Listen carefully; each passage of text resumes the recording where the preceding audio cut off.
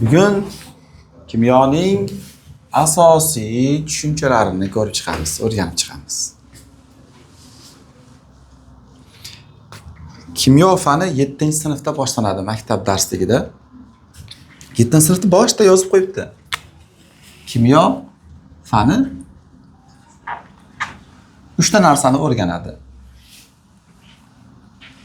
Nimani o'rganadi desa, kimyo fani birinchi o'rinda moddalarni o'rganadi. Ikkinchi navbatda shu moddalarni xossalarini o'rganadi.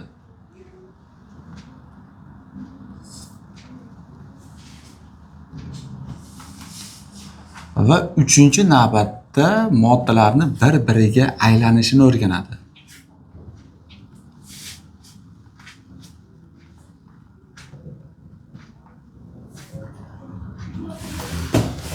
Kimyo fani nechta narsani o'rganar ekan? 3 ta narsani. Nimani?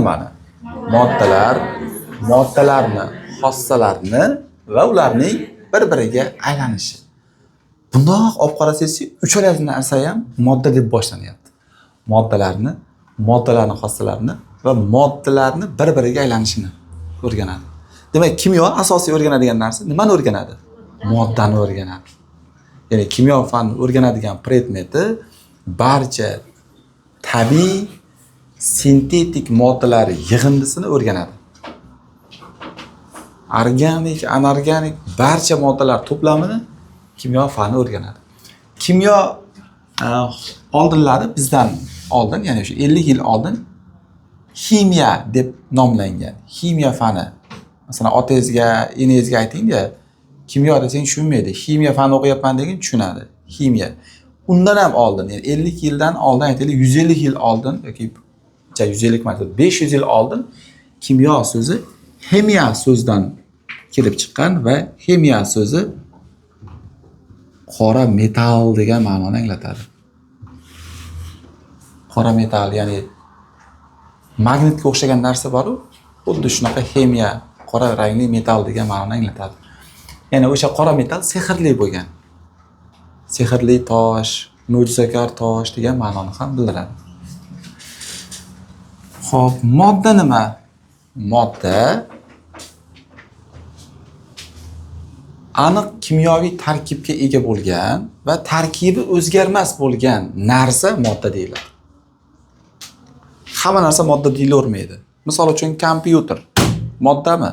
Yoki mikrofon moddami? Yoki plamastermi? Nima bu? O'chirgichmi? Shtrix moddami? Yo'q, bu modda emas. Sababi buni tarkibi aniq emas va tarkibi o'zgarmas emas. Masalan, kimnidir shtrixi manaqa ko'k, pushti rangli, kimnikidir oq bo'ladi, kimnikidir qizil bo'ladi rangi. Hammasining tarkibi har xil. Tarkibi o'zgaruvchan. Ikkita shart bor modda bo'lish uchun. Birinchi shart aniq tarkibi bo'lish kerak va ana shu tarkib o'zgarmas bo'lish kerak.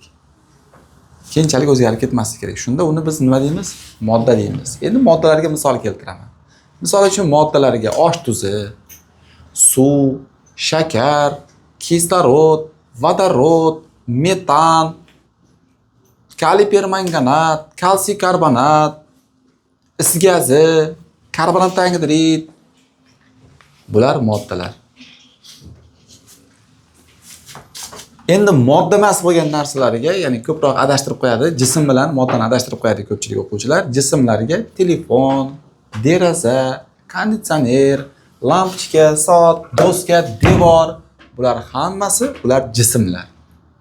Jismning moddadan farqi bor. Jism ma'lum bir vazifani bajarishga ixtisoslashgan moddalar to'plami jism deyiladi. Ya'ni jism nimadan tashkil topar ekan? Moddalardan. Moddalar to'planib jismni hosil qiladi va jism biror bir vazifani bajarishga ixtisoslashgan bo'ladi. Misol uchun aytaylik, mikrofon ovoz yozishga, ana shtrix o'chirishga, oyna yorug'likni yoki havoni to'sishga, doska yozishga, devor dekorativ devor, konditsioner sovutishga, telefon gaplashishga. Bular hammasi jismlar. Jism ma'lum bir vazifani bajaradi. Tarkibi aniq bo'lmaydi, xossasi ham o'zgaruvchan bo'ladi. Hammani telefoni har xil, misol uchun bu jism degani. Endi mana shu moddalarimiz o'z navbatida quyidagi turlarga bo'linib ketadi. 2 turga bo'linadi moddalar. Birinchisi sof moddalar. Ikkinchisi aralash moddalar. Sof moddalar o'z nomiga ko'ra yosh bola ham biladi. Tarkibi butun sath bo'yicha bir xil tarqalgan bo'lsa, bu sof modda deyiladi. Bitta idishda, stakanda bitta modda turibdi.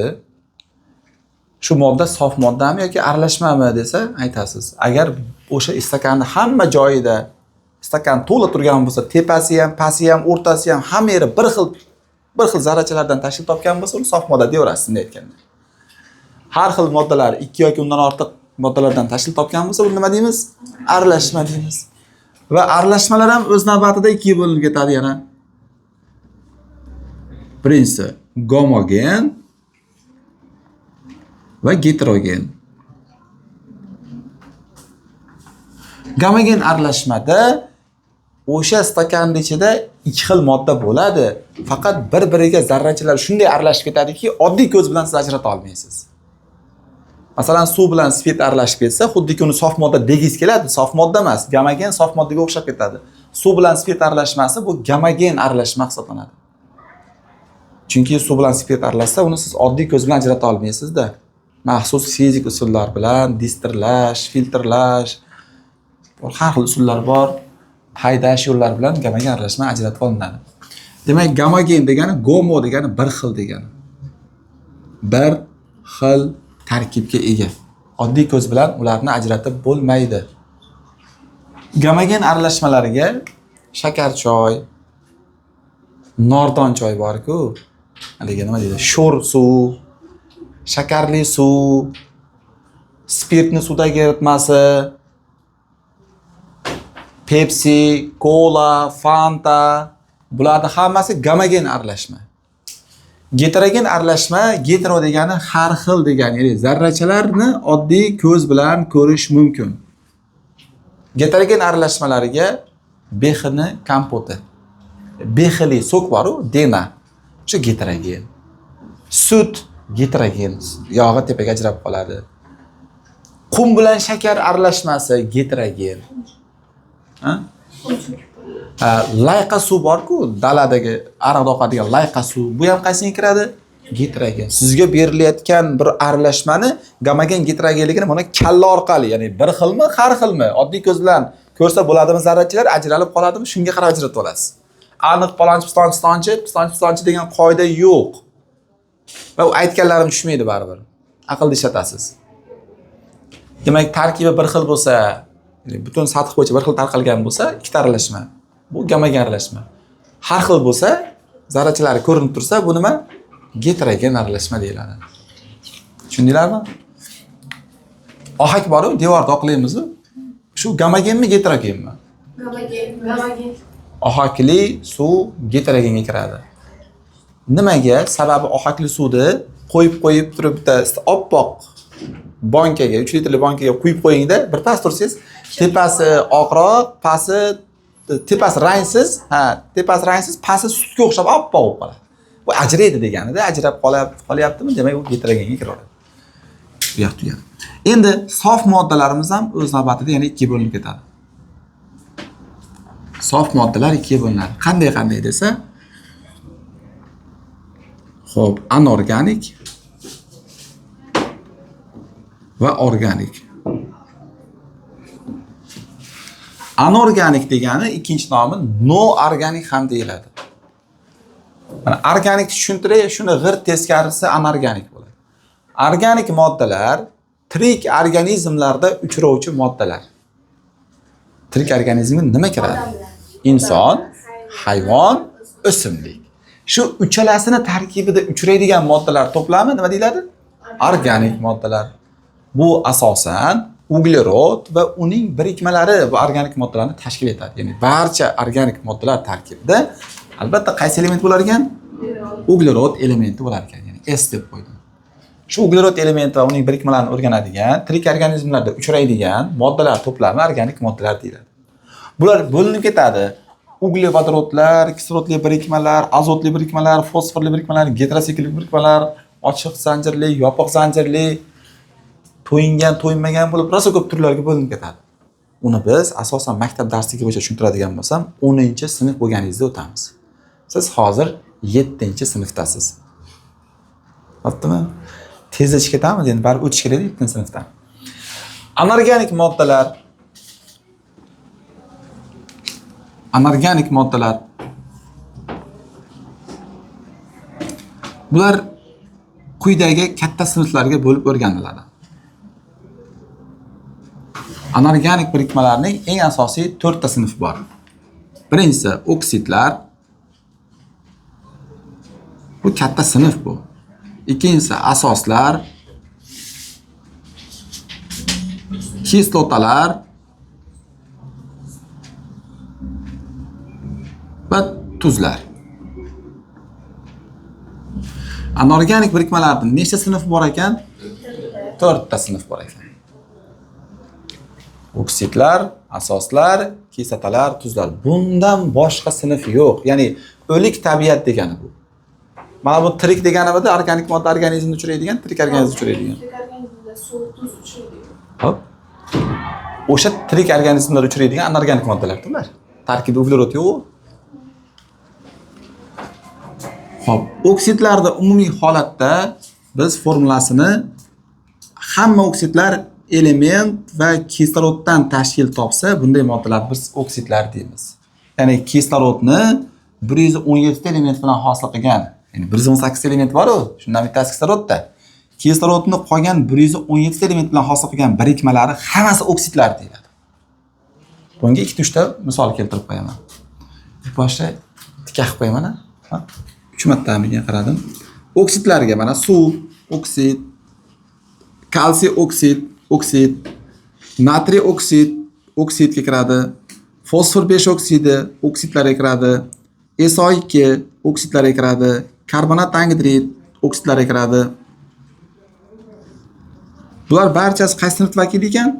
Oksidlar sinfining vakili hisoblanadi. Ular ham o'z navbatida bo'linib ketadi. Asosli oksid, kislotali oksid, amfoter oksid, befarq oksid, qo'sh oksid, aralash oksid deb turlarga bo'lib o'rganamiz. Asoslar tarkibi metal atomi va OH guruhidan tashkil topgan moddalar asoslar deyiladi. Asoslarda albatta nima bo'lish kerak ekan? Metal va OH, ya'ni gidroksil guruhdan tashkil topgan bo'lish kerak. Endi asoslarda bitta ammoniy gidroksid degan moddamiz bor, NH4OH. Shu tarkibida metal bo'lmasa ham, lekin oksid asoslar sinfiga kiradi. NH4OH. Ammoniy gidroksid. Bu ham asos hisoblanadi. Bularga asoslarga misol keltirib qo'yaman.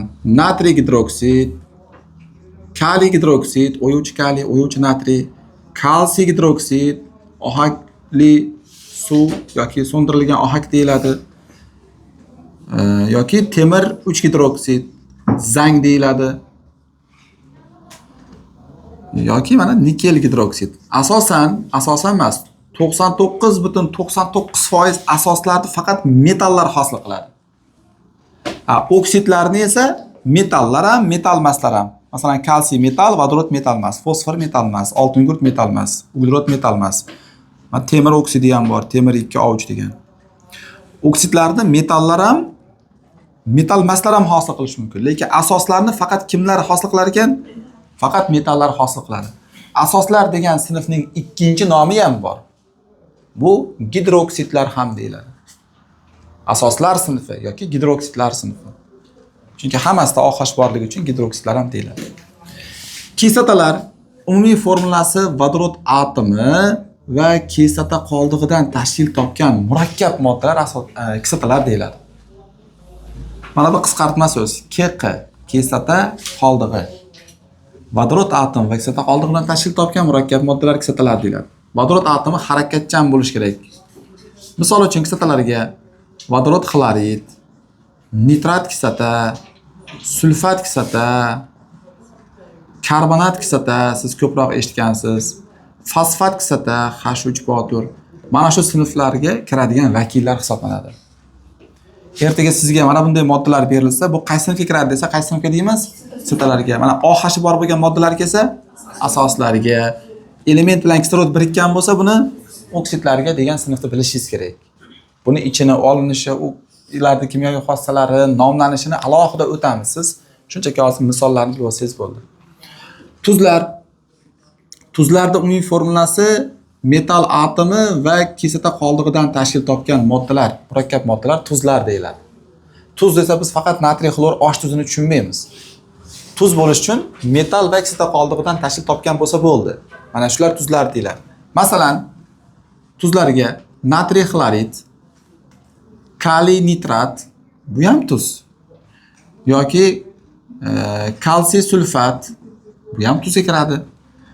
Yoki natriy karbonat, bu soda deyiladi. Bu ham tuzga kiradi. Yoki alyuminiy fosfat, alyumin PO4 dan 3 ta. Bular ham qaysi sinfga kirar ekan? Tuzlarga kirar ekan. Tuz desa hamma osh tuzini tushunadi. Tuz uzotvor desa kimyoxonasida. To'xtang, ustoz. Lekin to'xtang, oshna, do'stim, to'xtang. Qaysi tuzni uzotvor edingda? Tuzni uzotvor desa siz faqat osh tuzini tushunasizda, hozir shunaqasiz. Endi bugundan keyin tuz uzotvor desa qaysi tuzni deymiz ekan? Ha, qaysi tuzni deymiz ekan. Bo'ptimi? Tuz uzotvoring. Qaysi birini emas, qaysi tuzni deng. Ha. Masalan, menga natriy nitrat tuzini uzotvoring. Tushundingizmi? Farqiga boryapsizmi? Osh tuzini uzotvormang, mana rohat osh tuzi. Yoki yodlangan osh tuzi deb uni uzotvormang. Qaysi tuzligini so'rab oling. Xo'p. Demak, biz yana bitta moddalar sinfi bor. Bu moddalarimiz mana shu yerda oralarda sof moddani ichida qolib ketibdi. Moddalar tarkibidagi elementlar soniga qarab turib quyidagi turlarga bo'linadi. Qayerga yozing? Mayt yozsam ham bo'lar ekan, uni olib tashlayinda. Ha? Videoga ko'rinmay qoldim. Ancha uzoqlashtirib qo'yasiz. Moddalar ikkiga bo'linadi. Tamam. Ya, tushunib oladi. Bo'ldi. Oddiy modda nima ekan? Tarkibi bir xil elementdan tashkil topish kerak. Misol uchun oddiy moddalarga misol keltiraman. Kislorod, vodorod, temir, rux, kim? Yod, davriy sistemadagi hamma elementlar bular oddiy moddalar. Bir xil element atomdan tashkil topadi.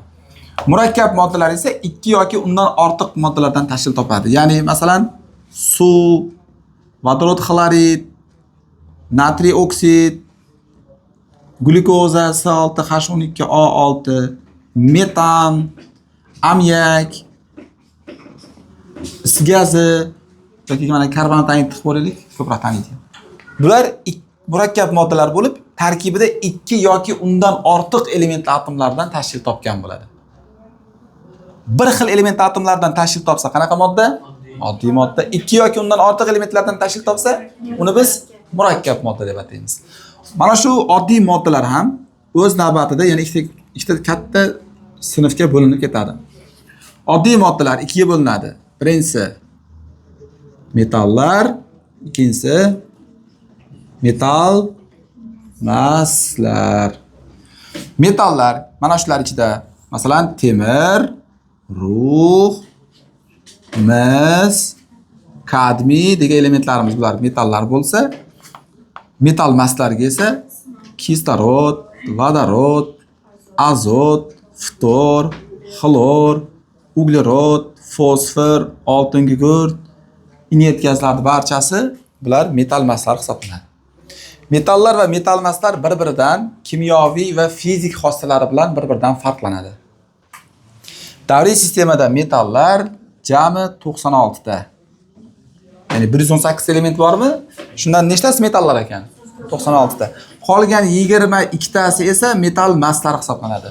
Metal maslarni qizlar deb olaylik, ha? Metallarni endi o'g'il bolalarga qiyoslasak bo'laradi. O'g'il bolalar ko'proq davriy sistemada. Nechta ekan? 96 ta. Jami elementlar nechta bo'ladi shunda? 118 ta. Kattaroq davriy sistema kimda bor? Katta. Bunaqa laminat qilingan bo'lsa yana. Voy, mana shu. Mana tayyor chizib ham qo'yibdi. Endi qarang, davriy sistema bo'ylab metal va metal emaslarni ajratishning yo'li bor. Mayda bor degan element bor, 5-element tartib raqamda. Ko'rdingizmi? Mana shu mononga qaravering, ko'rinadi-ku, ko'zingizni kichraytirsangiz yaxshiroq ko'radi, o'tkirlashadi ko'zingiz. Mana shu bor elementidan astat elementiga shunday diagonal chiziq o'tkazasiz. Mana shu chiziqning yuqorisida turgan sariq rangdagi elementlar va tepada turgan vodorod bilan geliy bilan vodorod ikkalasi metal mas hisoblanadi. Ya'ni metal mas degani magnitga tortilmaydi, issiqlikni yaxshi o'tkazmaydi, asosan oksidlovchi bo'ladi, agregat holati suyuq, qattiq gaz holatda bo'ladi. Bash metal maslarda oltin gugurt qanaqa narsa? Gaz.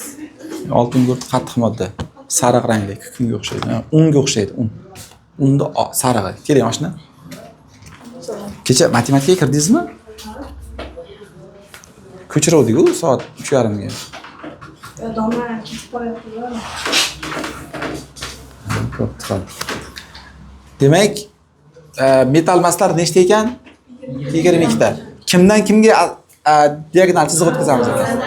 Bordan astatga tomon diagonal chiziqning yuqori qismida turgan sariq va tepada turgan ikkita dona element bor, qizil. Shular metal maslar xolos.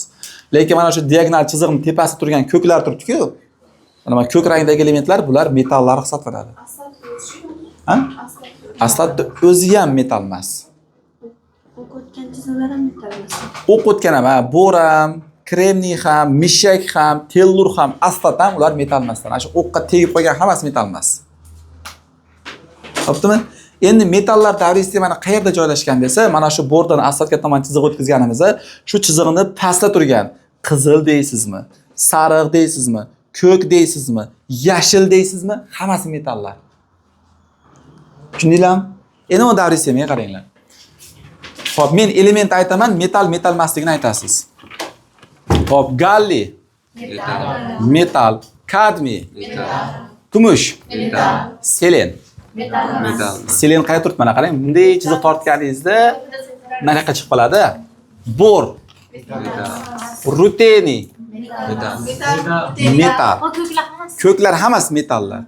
Hop, argon, o 18-element. Metal emas. Geliy qizilda turgan. Metal emas. Vodorod. Litiy. Uglerod. Azot. Metal emas. Shunaqa xullas kalam. Oson narsa, bu 7-sinfga aytaveramiz, eslab qoladi. Xo'p, endi moddalarning xossalari.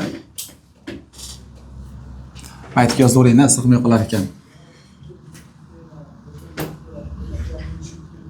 Moddalarning xossalari ham o'z navbatida ikki xil bo'ladi. Mana uni bu yoqqa olib chiqib qo'ydim. Birinchisi fizik xossalar. Fizik xossalar. Ikkinchisi kimyoviy xossalar.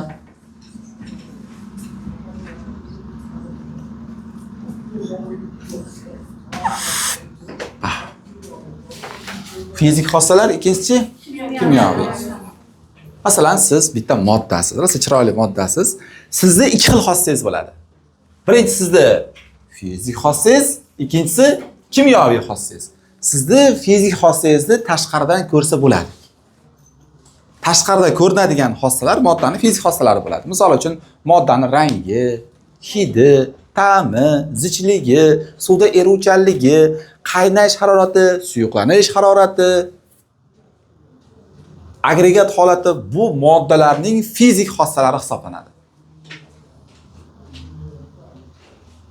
Suv rangsiz, hidsiz, normal sharoitda suyuq bo'lgan, 100 gradusda qaynaydigan eng yaxshi erituvchi bo'lgan modda desam, men suvning qanaqa xossasini aytdim hozir? Fizik xossasini aytdim.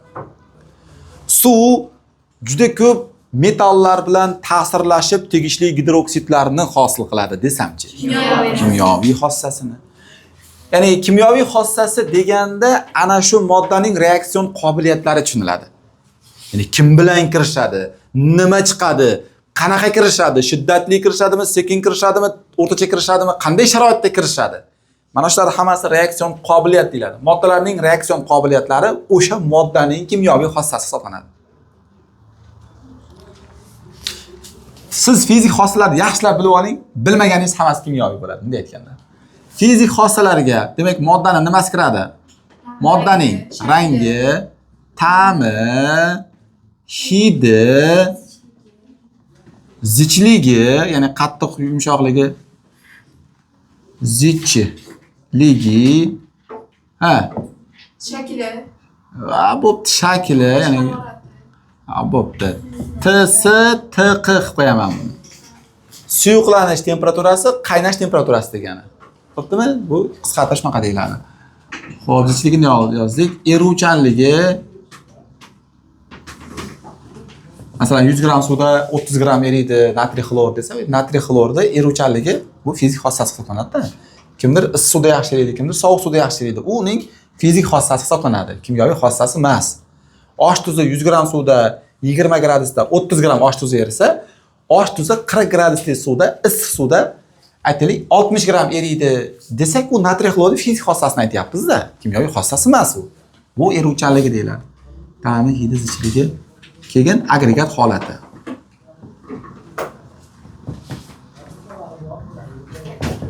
Agregat holati degani, misol uchun, shakar normal sharoitda qattiq oq kristal modda. Desak, shakarning fizik xossasi bo'ladi bu. Bo'ptimi? Agregat holat degani qattiq, suyuq yoki gaz holatda bo'lishi. Shuni aytsa ham, demak, fizik xossasini aytyapti ekan deymiz. Kimyoviy xossasini birgina so'z bilan ifodalab ketamiz. Moddaning reaksion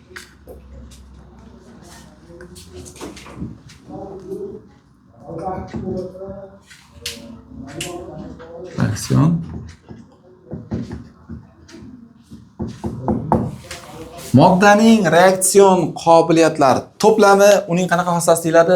Kimyoviy xossasi deyiladi. Tushunib oldinglarmi buni? Keyin o'tamiz. Bir-biriga aylanish.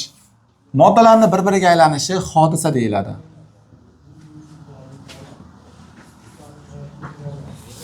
Kimyodagi hodisalar bu ham ikkiga bo'linadi. O'xshashlikni qarang. Fizik hodisa. Ikkinchisi qanaqa? Kimyoviy hodisa.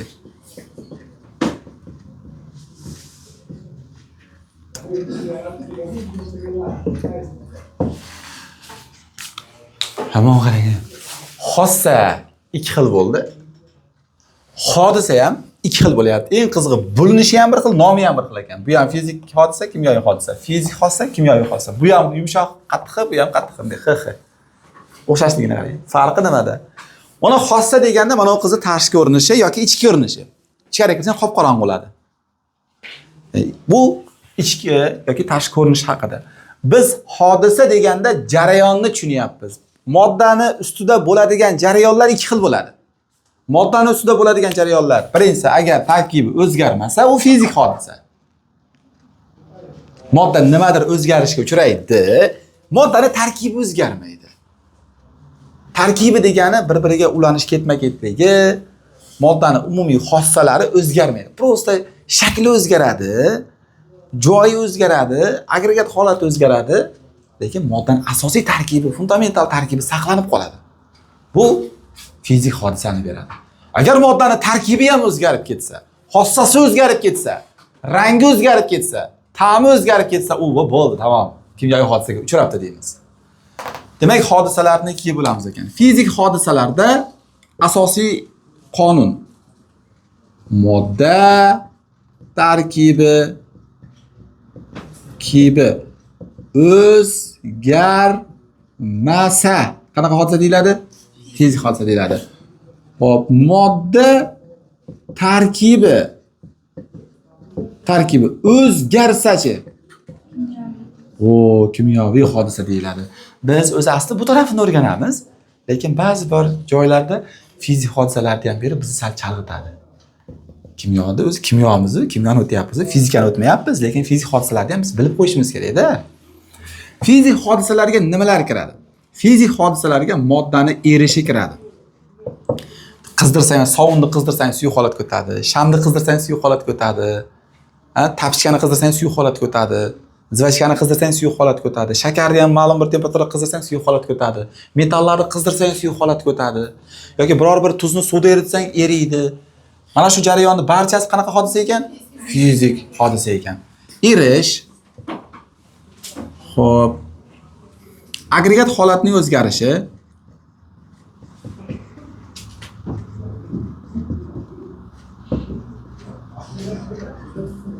misol uchun suvni bug'latsak, suvni qaynatsak, qanaqa hodisa yuz beryapti? Fizik hodisa yuz beryapti. Modda tarkibi o'zgarib qolmaydi. Yana sovitsang, yana suvga aylanib qoladi. Yoki quruq muz bor. Oppoq quruq muz. Quruq muzni qizdirsang uchib ketadi. Bu ham fizik hodisa. Agregat holatda o'zgarishi. Ya'ni qattiq narsani mana qattiq kimga aylanadi? Suyuqqa aylanadi. Suyuqchi gazga aylanadi. Naborot, gazni sovutsak suyuqqa aylanadi. Suyuqlarimizni sovutsak qattiq aylanadi. Shu biridan ikkinchisiga o'tishi qanaqa hodisa ekan? Fizik hodisa ekan. Buni chuqurlashtirib o'tib beraman keyin agregat holatlarni. Uchinchisi maydalanish. Shuni yana bir shakli yirtilish. Masalan, qog'ozning maydalanishi. Olib turib, uyqalab mayda-mayda qilsak yoki biror bir shishani olib turib bolg'a bilan burib turib sindirib maydalasak yoki tolqonga o'xshatib nonni tolqon holatiga keltirsak, bu maydalanish deyiladi. Maydalanish ham qanaqa hodisa ekan? Fizik hodisa ekan. To'rtinchisi sublimatlanish. Sublimatlanish degani moddalarni qattiq holatdan qizdirganimizni suyuq holatga o'tmasdan to'g'ridan-to'g'ri gaz holatiga o'tib qolishi. Bu sublimatsiya deyiladi. Sublimatsiya ham qanaqa hodisa ekan? Fizik hodisa ekan.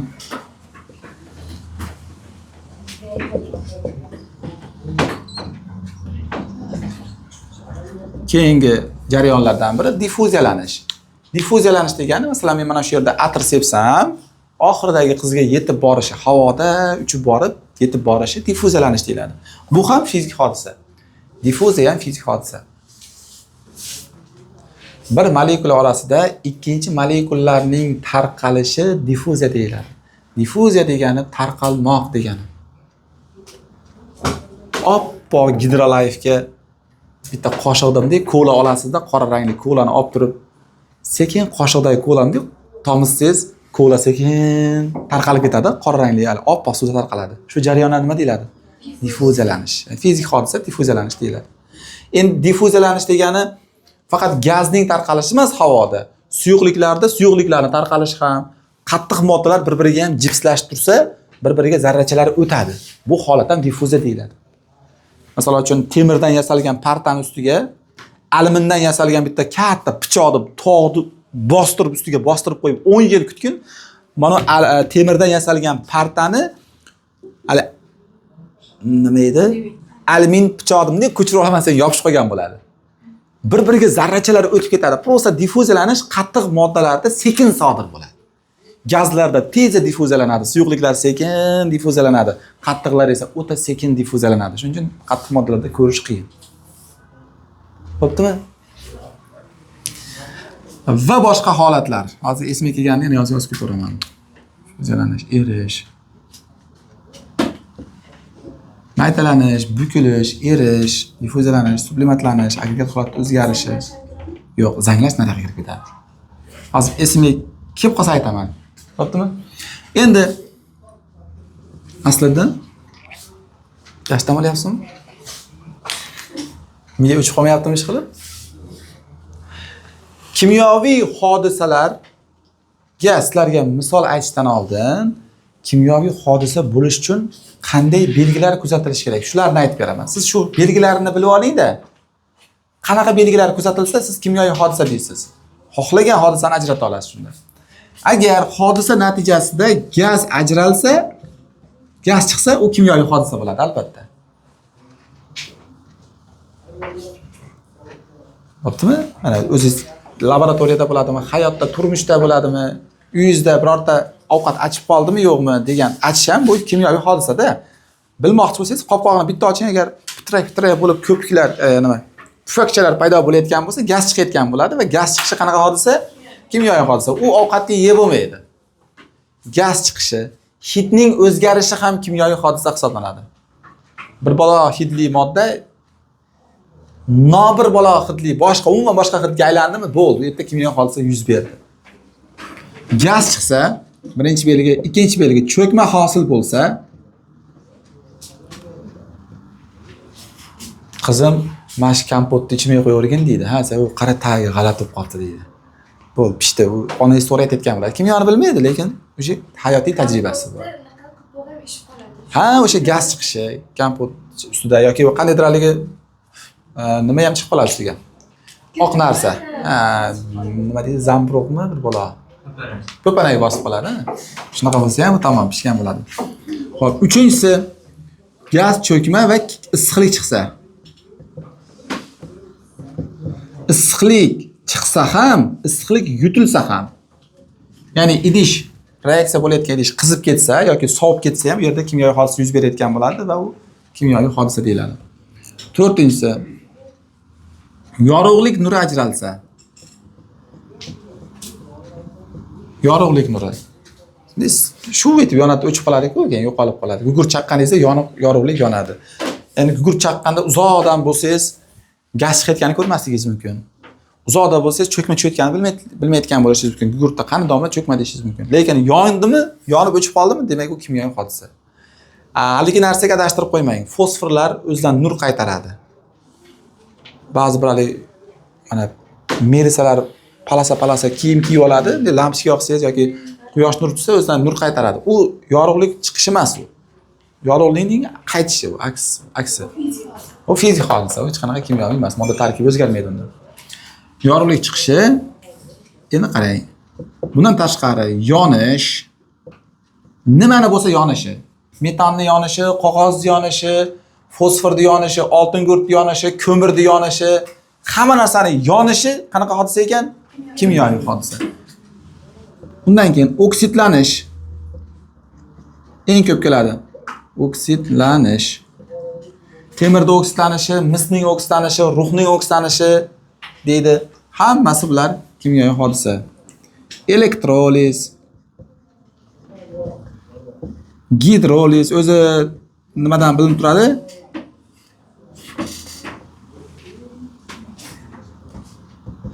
Gidroliz. Oxiri liz degan so'z bilan tugaydigan har qanday jarayon bu kimyoviy hodisa hisoblanadi. Oxiri liz degan so'z bo'ladi. Endi kimyoviy hodisalarga misol keltirib ketaman. Ohakni so'ndirish. Ohak bor-ku, kalsiy oksid. Shuni olib kelib suvga tashlasangiz, cho'kma hosil bo'ladi va katta issiqlik ham chiqadi. Qizib ketadi, bilasizmi? Tuxumni olovsiz pishirish mumkin deydi. Yoki shakarning ko'mirlanishi. Shakarga sulfatsida qo'shsak, suvni tortib oladi shakar. Shakarimiz ko'mirga aylanib qoladi. Misning zanglashi, temirning zanglashi, neytrallanish reaksiyalari, fotosintez reaksiyalari, bular barchasi kimyoviy hodisa hisoblanadi. Ya'ni modda tarkibi albatta o'zgarib ketadi. Xo'p. Endi bitta jarayon bor, yadro reaksiyalar. Yadro reaksiyalar, ya'ni bir element yadrosi ikkinchi element yadrosiga aylanib qolishi fizik hodisa hisoblanadi. G'alatiroq eshitiladi. O'zi aytib turibdi, mana yadro reaksiyalar deb turibdi. Reaksiya degan so'z fizik hodisada bo'lishi kerak, lekin kimyoviy hodisada bo'lishi kerak. Lekin kimyoviy hodisa emas, fizik hodisa. Misol uchun alyumin 28 lik izotopiga, o'zi atom massasi 27, 28 lik izotopiga bitta neytron beraylik. Bitta neytron ta'sir ettirsak, bunda kremniyga aylanib qoladi. Kremniyga aylanib proton ta'sir ettiramiz ekan. Tagi 14, tepasi 14 da kremniy turadimi? 14. Kremniy tepasida nechib qoladi? 29 ga aylanadi. Yaqinda o'tdiga yadro reaksiyalarida. Shu yadro reaksiyalar mana bir element ikkinchi elementga aylanib qolsa, radioaktiv zarrachalar ta'sirida yadro reaksiyalar deyiladi va yadro reaksiyalarni qaysi hodisada o'rganamiz? Fizik hodisalarda o'rganamiz. Tushunarlimi? Bo'ldi, bitta pauza qilib turasiz endi. Xo'p, agregat holatlar bizda kimyoda moddalarning agregat holati 3 xil bo'ladi. Qattiq, suyuq, gaz. Plazma degan agregat holat ham bor. Kimyo fanining bir qismida yangi adabiyotlarda keladi. Bu plazma zarrachalarning agregat holati, moddalarning emas. Moddalar necha xil agregat holatda bo'ladi desa, necha xil deymiz? 3 xil. Qattiq modda deb nimaga aytiladi? Sizdan qattiq modda desa, oddiy javob berasiz. O'shagaringizda bo'ladigan narsa qattiq modda deysiz. Yo'q, unday emas. Qattiq moddaning o'zining ta'rifi bor. Ilmiycha ta'rifi bor. Qattiq modda deb aniq shaklga va aniq hajmga ega bo'lgan moddalar qattiq moddalar deyiladi. Xo'p, aniq shakli bo'lish kerak ekan va aniq nimasi bo'lish kerak? Hajmi ham bo'lish kerak. Shakli plus hajmi ham nima? Plus. Aniq shakli bor, hajmi bor. Ma'lum bir shaklga keltirib qo'ysangiz, o'zgarib ketmaydi haligi. Xamirga o'xshab oqib, yalpayib ketmaydi. Shaklini saqlaydi va aniq hajmi ham bor. Suyuq moddalar esa, suyuq moddalarni shakli yo'q, aniq shakli yo'q. Qaysi idishga qo'ysangiz, o'sha idishning shaklini olib ketaveradi. Lekin aniq hajmi bo'ladi, o'zgarmas hajmga ega. Bir cho'mich suvni narigi idishga qo'ysangiz, u ham bir cho'mich bo'ladi-da. O'sha 1 litr bo'lsa 1 litr turaveradi. Boshqa idishga qo'yasizmi, 4 burchak idishga qo'yasizmi, 3 burchak idishga qo'yasizmi, hajmi o'zgarmas bo'ladi. Lekin shakli o'zgarib ketaveradi. Bo'ptimi? Gazlarni esa shakli ham o'zgaruvchan bo'ladi, hajmi ham o'zgaruvchan bo'ladi. Aniq shakli yo'q, aniq hajmi yo'q bo'lgan agregat holat qaysi? Gaz agregat holat. Siqib, kengaytirsangiz idishni hajmi o'zgaraveradi, shakli ham o'zgaraveradi. Qaysi idishga qo'ysangiz, o'sha idishning shakliga ega bo'lib qolaveradi. Plazmani ham shakli ham yo'q, plazma agregat holatni. Shakli yo'q, hajmi yo'q. Bundan tashqari massasi ham yo'q bo'ladi. Yo'q, minus degani. Hop, plazma agregat holatga quyosh kiradi. Quyoshning agregat holati qanaqa desa, qattiqmi deysizmi? Yo'q. Gazmi? Yo'q. Suyuqmi quyosh? Yo'q. Qanaqa agregat holatda? Plazma bu quyosh kiradi. Quyosh, olov, o'ta katta harorat ishtirokida moddalar oxiri plazmaga aylanib ketadi.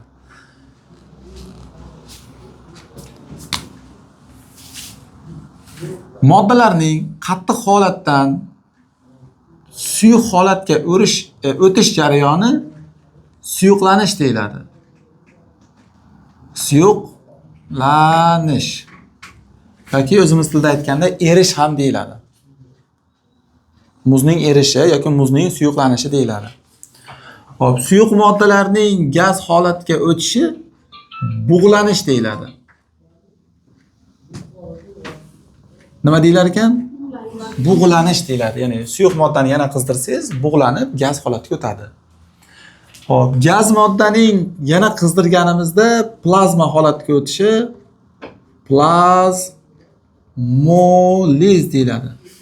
Plazmoliz hodisasi, ya'ni gazning plazma holatiga o'tishi. Va buni teskarisi ham bor. Moddalarni sovutsangiz, orqaga qaytadi. Misol uchun, plazmani sovutsangiz gazga o'tadi va bu deplazmoliz deyiladi. Deplazmoliz. D degan orqaga qaytish, ya'ni plazmaning gaz holatiga o'tishi. Nima deylar ekan? Deplazmoliz. Gazning suyuq holatga o'tib qolishi kondensatlanish deyiladi. Kondensatlanish. Buni qayda ko'rgansiz? Kondensatlanishni hammomda ko'rgansiz. Qachon yuvingan bo'lsangiz, o'sha paytda hammomga kirib ko'rsangiz, issiq suvni boshingizdan quysangiz, hali suvdan hovur chiqadi-ku, sovuq suv bo'ladi, hammom sovuq bo'ladi hozirgi kunda ayniqsa. Hammom bug'lanib suv bug'lari chiqadi. Devorga tegadi. Devor sovuq bo'ladi. Haligi bug'langan suv tepaga chiqib turib sovuqqa urilib, sovuydida pastga tomchi bo'lib tushadi. Yoki katta chaynakning qopqog'ini bunday ochsangiz, tomchi bo'lib qolgan bo'ladi. Shu suv bug'larining kondensatlanishi deyiladi. Ya'ni gaz holatdan nimaga o'tishi? Suyuq holatga o'tishi. Yomg'ir. Yomg'ir ham xuddi shunday yog'adi. Issiganda yerdagi asfalt, dengizlar, ko'llardagi suvlar ustki qavatdan bug'lanib tepaga chiqadi. Havo sovuq-ku tepa, atmosfera sovuq. Sovuq joyga borib turib, keyin yana qaytib tushadi. Suv bug'larini kondensatlanishi demak yomg'ir hisoblanadi. Hop, suyuq moddaning yana qaytib qattiq holatga o'tishi kristallanish deyiladi. Kristallanish yoki muzlash ham deyiladi o'zimiz tilida. Qotish ham deyiladi. Muzlab qopti, qotib qopti deymiz. Yog' qotib qopti, yog' muzlab qopti. Yog'imiz kristallanib qopti. Demak, hammasi o'sha suyuq holatdan qayerga o'tyapti? Qattiq holatga o'tyapti. Bolalar mana shu baqa o'tishi hammasi qanaqa hodisa? Agregat holatning o'zgarishi bo'lib, qanaqa hodisa? Fizik hodisa. Yana hali tugamadi. Endi ba'zi bir moddalar bor, qattiq holatdan to'g'ridan-to'g'ri gaz holatga o'tib qoladi. Ya'ni qattiq moddani qizdirsang, masalan, sovun qattig'i, sovunni tarelkaga, kastrulka qozonga tashlasang, sovun erib, avval suyuq holatga o'tadi, keyin gaz holatga qarab uchib ketishi mumkin. Ba'zi bir moddalar bor, qattiq moddalar bor. Qozonga tashlasang, u suyuq holatga o'tmasdan to'g'ridan-to'g'ri gaz bo'lib uchib ketadi. Misol uchun, xolodilnikdagi bitta xolodilnikni ochsang, ichidagi muz bug'lanib ketadi. Yoki hozir har xil restoranlarda oppoq narsani ovqat turk restoranlarida ovqatni olib kelyapti deb oqqandga o'xshagan narsani qaynagan suvga bitta solsa oppoq tutun hosil bo'lyapti. Quruq muz deyiladi o'sha. O'sha hodisa ham qattiq holatdan to'g'ridan-to'g'ri qayerga o'tadi? Gaz holatga o'tadigan moddalar bo'lib, bu hodisa sublimatsiya deyiladi kimyoda.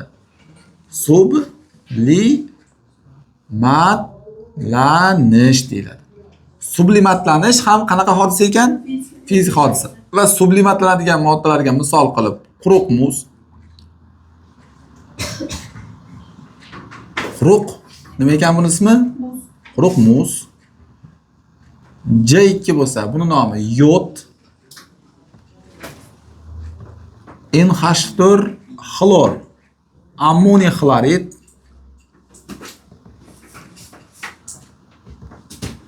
va naftalin degan moddalar kiradi. Demak, 4 ta moddamiz sublimatlanadigan moddalarga 7-sinfda kitobda berib qo'yilgan. Kim? Quruq muz, karbonat angidrid, ikkinchi nomi yod, ammoniy xlorid va kim ekan? Naftalin degan moddalar sublimatlanadigan moddalar hisoblanadi. Mana shu hodisaning teskarisi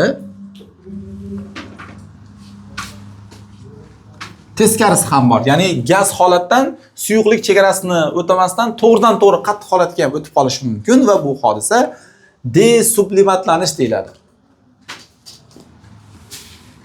Nima deylar ekan? Desublimatlanish. Desublimatlanishga ham xuddi shu moddalar misol bo'ladi. Ya'ni shu moddalarni sovutsak, to'g'ridan-to'g'ri qattiq holatga o'tib qoladi. Suyuqlik chegarasi juda ham kichkina, qisqa bo'lganligi uchun suyuqlanmasdan to'g'ridan-to'g'ri qattiq holatga o'tib qoladi. Desublimatlanishning ikkinchi nomi depozitsiyalanish ham deyiladi. Depozitsiyalanish yoki desublimatlanish bitta narsa hisoblanadi. Tushundikmi? Xo'p, keyin mana bu difuziyani aytdik-a. Difuziyani ham bir ozgina tushuntirib ketay. Difuziya.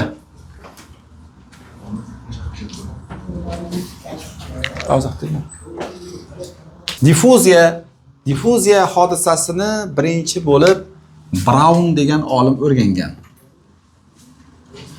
Brown degan olim o'rganib, suyuqliklarda qattiq moddalarning, ya'ni qattiq zarrachalarning harakatini o'rgangan.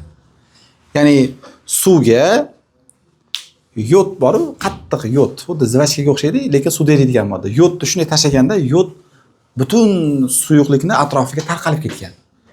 Iya degan. Evrika degan. Qarang, suyuqliklarda qattiq moddalar zarrachalari tarqalyapti degan. Shundan keyin bu hodisaning nomini nima deb nomlagan? Difuziya degan. Va difuziyani biz Brown harakati ham deb nomlaymiz ikkinchi nom bilan. Brown degan olim o'rganganligi uchun. Brown harakati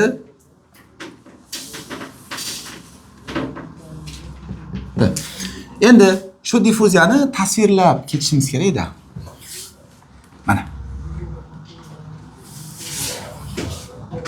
Mana ichida zarrachalar bor. Bu suv molekullarini ifodalayapman shunaqa dumaloq qilib. Bunga biror bir mayda bir narsani tashlasangiz, kutgan holatda tashlasangiz, bu pastga tushib eriydi. Va shu erish jarayonida diffuziyalanadi. Zarrachalar hamma yerga tarqaladi. Diffuziya degani tarqalmoq degani. Tarqalmoq.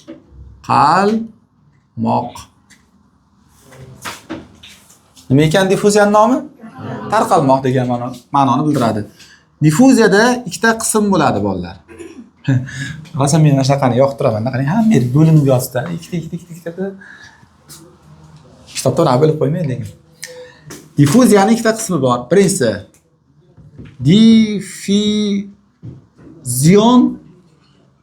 fuzion deydi. Diffuzion muhit bor.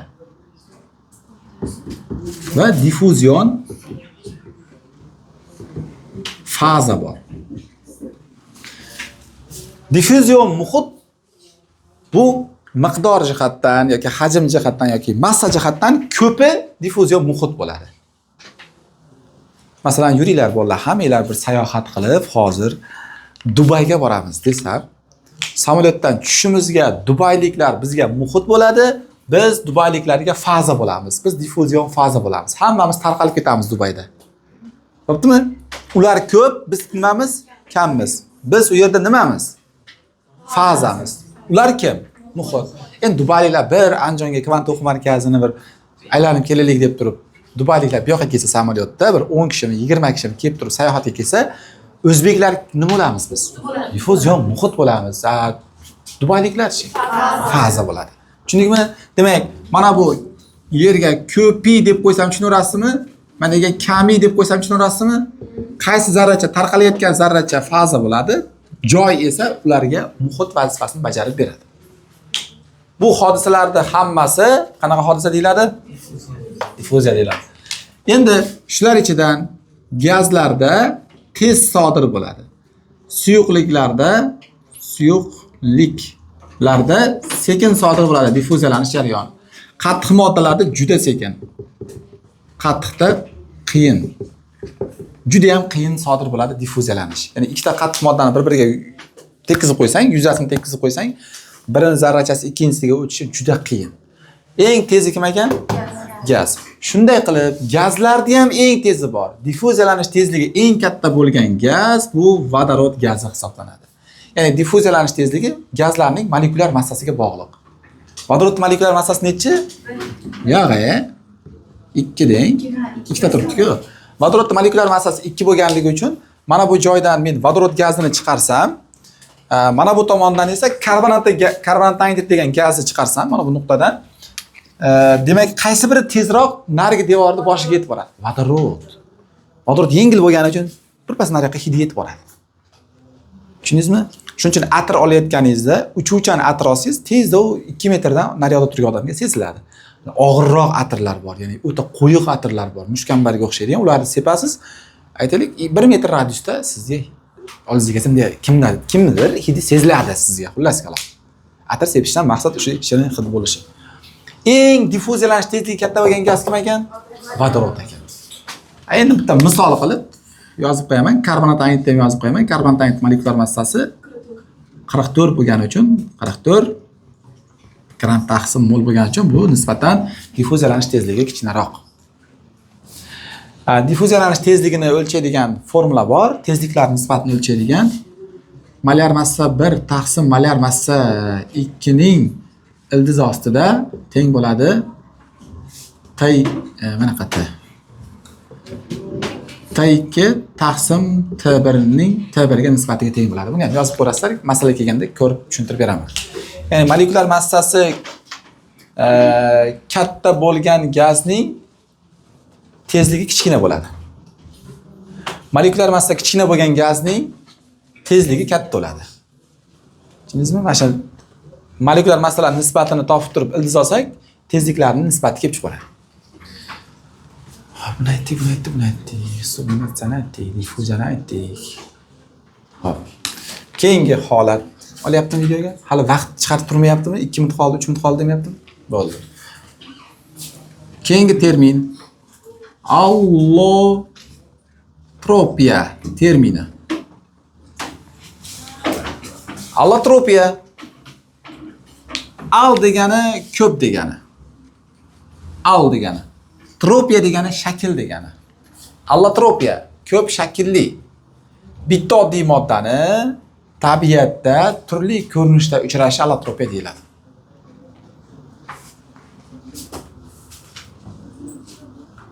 Siz kecha boshqacha formada keldingiz-ku? To'g'rimi? Bugun boshqachada kelyapsiz. Ertaga yozib ketadi, yana boshqacha ko'ylaklaringiz bor, futbolkalaringiz, shuni kiyib kelasiz, to'g'rimi? Men ham xuddi shunaqa. Bugun mana bu ko'ylakni kiygan bo'lsam, ertaga qora ko'ylagim bor. O'shani kiyib kelaman. Shimimda ham zo'r shimim bor. Shuni kiyib kelaman. Patinkam ham dahshat patinkam bor, o'shani kiyib kelaman. Ya'ni bitta oddiy modda tabiatda turli ko'rinishlarda uchrashi nima deyilar ekan? Allotropiya deyilar ekan. Misol uchun siz o'rtoqlaringiz bilan to'yga borsangiz, hali pirpiraq ko'ylaklaringizni kiyib olasiz, to'g'rimi? O'qishga borsangiz, oq ko'ylak va formaga o'xshagan. Sport bir tennis bo'lsa, voleybol o'ynagani borsangiz, boshqacharoq forma kiyasiz, sportga kiyasiz. Xuddi shunday. Bitta oddiy modda tabiatda turli ko'rinishlarda uchrashi nima deyiladi? Allotropiya. Mana shu allotropiya hodisasi borligi uchun tabiatda oddiy moddalar soni elementlar sonidan ko'proq. Elementlar 118 ta, oddiy moddalar soni esa mana bu yerda yozganmiz. 400 ta oddiy modda bor. Nechta ekan oddiy moddalar soni? 400 ta. Bunga sabab nima desa nima deymiz? Allotropiya deymiz. Allotropiya nimaligini yozib qo'yaman chiziqcha. Bitta oddiy moddani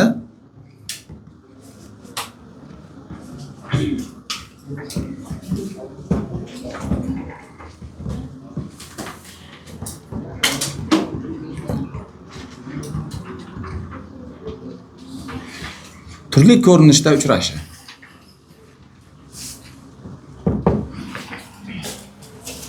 Allotropiya deyiladi. Allotropiya terminni, ya'ni mana shu atamani birinchi bo'lib fanga Berzelius degan olim fanga olib kirgan. Allotropiya yana qaytaraman. Al degani nima degani? Yo'q, al degani ko'p degani. Tropiya degani shakl. Mana kontaktlarda, men telefon olib ketib qoldi-da. Kontaktda hamma odamni bittada o'chirib yuborish kerak bo'lsa, ingliz tilida ezib tursang vse yoki al chiqadi inglizchasiga. Alni bitta bo'lsang hammani belgilaydi. Delete bitta bo'lsang ket, o'chib ketadi. To'g'rimi? Al degani ko'p degani ekan. Endi tropiya subtropik davlatga sayohat yoki bu o'simlik tropik mamlakatlarda o'sadi. Ya'ni tropik mamlakat degani u yerda pastini qarasang namlik, tepani qarasang issiqlik, bir tomoni soya, bir tomoni yomg'ir, bir tomoni bir narsa. Ya'ni tropik mamlakat degani turli xil iqlimlar aralashmasi bor bo'lgan o'lka. Demak, tropiya degani ham nima degani ekan? Turli xil shakl degani. Ko'p shaklli degan ma'noni anglatadi. Allotropiya hodisasini ta'rifini berdik. Terminni mana pistonchi degan olim olib kirgan. Sababi ikkita. Allotropiya hodisasini uchrashining sababi ikkita. Birinchi sababi atomlar soni turlicha bo'lishi. Atomlar soni turlicha bo'lishi. Masalan, misol keltiramiz. O2 va O3. O2 kislorod, O3 esa azon. Ikkovi ham kislorod elementining shakli hisoblanadi. Ikkita kelsa kislorod molekulasi deyiladi, uchta kelsa azon molekulasi deyiladi. Yoki P4 oq fosfor, Pn, ya'ni cheksiz, rosa ko'p fosfor atomlaridan iborat bo'ladi, cheksiz degani. Bu qizil fosfor. Atomlar soni turlicha bo'lishi allotropiyaga sabab bo'lyapti. Yoki S8 oltin gurtda ham S8, S6 degan oltin gurtni ham turlicha atomlar saqlagan allotrop shakllari mavjud. Ikkinchi sababi kristal panjarasining turlicha bo'lishi. Kristal panjaralari turli xil bo'lishi. Masalan, fosforni oq fosfor bor. Fosforni oq degan fosfor bor. Bu molekulyar kristal panjaraga ega. Oq fosfor molekulyar kristal panjaraga ega. Endi fosforda Pn degan shakli bor. Pn. Bu fosfor nomi qizil va qora fosfor. Qizil va qora fosfor. Bular atom kristal panjaraga ega. Atom kristal panjaraga ega. Qisqartirib qo'ydim. Kp degani kristal panjara degani. Demak, elementlarning kristal panjaralari turlicha bo'lishi uni allotropiyasiga sabab bo'lar ekan va atomlar soni turlicha bo'lishi ham uni allotropiyasiga sabab bo'lar ekan. Allotropiya hodisasiga uchraydigan elementlarga misollar. Hamma elementlarda allotropiyasi bo'lavermaydi. Ba'zilariniki bor xolos. Bular kimlar? Elementlarni yozib ketaman. Oltin gugurt, fosfor, kislorod, vodorodniki yo'q. Vodorodda allotropiyasi yo'q. Izotoplari u. Kremniy, qalay, oltin gugurt yozdimmi? Uglerod. Kim bor yana? Qalay, surma, qo'rg'oshin.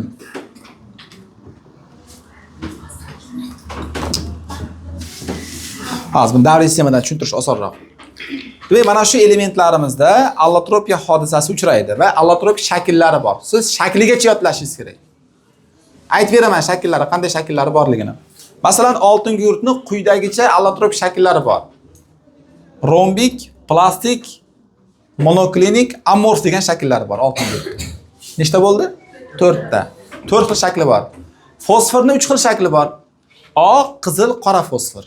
Rangiga qarab. Kislorodning 2 xil allotropik shakli bor. Kislorod, azon. Kremniyning 2 xil allotropik shakli bor.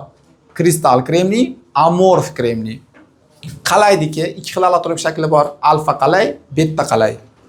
Uglerodning 4 xil allotropik shakli bor. Olmos, grafit, karbin, fulerin shakllari bor. Bu kitobda yozib qo'yilgan, o'qib kelasiz buni. Qalay va qo'rg'oshinlardagi ham xuddi shunaqa allotropik shakllari bor, u kitobda berilmagan. Allotropiya hodisasi davriy sistemaga qarang. Kimlarda uchraydi? Siz ham qarab turing. Pauza qilmasdan shunday qarating menga. Qarang, davriy sistemada 4-guruh elementlari, 5-guruh elementlari va 6-guruh elementlarini asosiy guruhda turgan elementlarda uchraydi. Ya'ni faqat sariq rangdagi elementlarda uchraydi. Qarang, 4-guruh elementlarida kimlarda bor? Uglerod, kremniy, germaniy, qalay, qo'rg'oshinda allotropiyasi bor. Faqat sariqlar sanadimi? 5-guruhda azotda yo'q, bitta azotda yo'q xolos allotropiya hodisasi uchramaydi. Lekin fosforda mishiyak, surma, vismutning allotropik shakllari bor. Qanaqaligini bilmadim, lekin bor. Tushundingizmi? Kitobda berilgan allotropik shakllari, mana shakllari borligi berilganlarni aytib berdim. Masalan, fosforda aytib berdim. Oq, qora, qizil fosforlar bor. Lekin mishiyakdagi qanday shakllari borligi aytilmagan. Hop. 6-guruh elementlarida kislorod, oltin gugurt, selen, tellur, poloniy elementlarining allotropik shakllari bor. Qolgan hech qaysi elementlarda allotropik shakli yo'q. Ya'ni 1-guruhlarda hech qaysida yo'q, 2da yo'q, 3da yo'q, 8da yo'q, 7da yo'q, 8da yo'q, lantanoid, aktinoidlarda yo'q, D elementlarida allotropik shakli yo'q. Tushundingizmi? Faqat 4-chi, 5-chi va 6-chi guruh elementlarining hozirgi sanab o'tgan asosiy guruh elementlarining allotropik shakli bor xolos. Tushunarli-a? Xo'p, darsimiz tamom. Videoni o'chirib qo'yasiz.